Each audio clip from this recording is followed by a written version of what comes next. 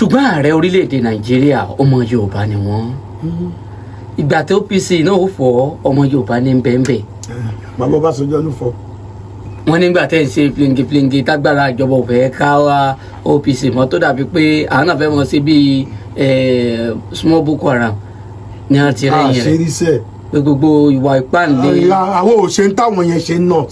ṣùgbọ́n nísìnyí ààrẹ ọmọ Yorùbá ni tí OPC ò tọ̀ wọ́n lọ ni ṣé àwọn Afẹ́nifẹ́re ò gbé yín rìn ni.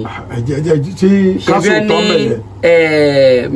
militant àmú Afẹ́nifẹ́re ò ní OPC. ẹ mọ̀ jẹ́ kẹ́nìkan kan tàn wá èmi lè sọ. ó yẹ ẹ sọ bí ìbá fẹnu ya ààrẹ tó ń bẹ ń bẹ yìí kó tọ́ka sí èèyàn kan tá a lè lọ bá lórúkọ wọn sí ààrẹ nílẹ̀ Yorùbá kò sí àlẹ́ èèyàn kankan jọba ẹnìkan tá a ní. ṣe pé ààrẹ orílẹ̀-èdè Nàìjíríà kò ní èèyàn kankan tó lè pè ní liaison officer tó bíríìjì ààrẹ mọ́ OPC tàbí mọ́ ẹgbẹ́ Yorùbá kankan ẹnìkan tá a ní Honorable Wálé Ọ̀ṣun ni.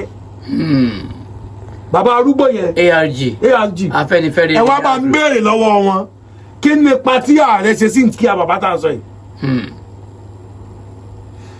àwọn gbogbo àwọn Wálé Ẹdùn èèyàn bàbá ẹ ní o tí nǹkan bá dàrú nílẹ̀ Yorùbá gbogbo àwọn Wálé Ẹdùn gbogbo àwọn tó kó sòdì iná máa lọ́jọ́ kò ti bàbá yẹn ní Èbúté Mẹ́ta ọ̀kan lọ́ọ́ bá ń Jẹ̀bú nígbà agbára òṣèlú dé táwọn gbàgbé bàbá yẹn sí Jẹ̀bú ni but bàbá yẹn jẹ́ nìkan tó wà contented ó láyọ̀ ọkàn ẹwọ́n tó ti ṣe fẹ́ dandan lébùkàn yìí kò jẹ́ fi wàhálà Yorùbá lẹ̀ inú ilé rẹ̀ láti bẹ̀rẹ̀ Àmọ̀tẹ́kùn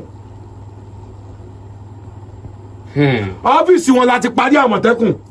ṣe pé gbogbo yín gan ò lẹ́nu lọ́dọ̀ ààrẹ báyìí. àgàgbé akànbù àpé ọmọ Yorùbá ni wá ní tọ́ba lẹ́nìkan ń jàǹfààní ààrẹ nínú ẹgbẹ́ àjìjàǹgbara ẹ̀dá akọ rẹ̀ kò sí ààrẹ ilẹ̀ Haúsá ni wọ́n.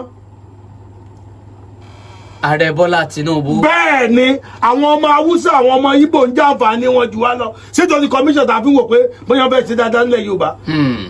lẹ́yìn àwọn platform tó ń gbé bọ́ta àwọn new agenda tá a ní kí wọ́n gbé bọ́ta. Yorùbá ni wọ́n ń ṣojú fún. ooo kí ni Ọbásanjọ́ kọ́ ló sọ suit aside ni àbọ̀mọ Yorùbá kọ́ lé ID ńgbà tó fi ní suit aside ni.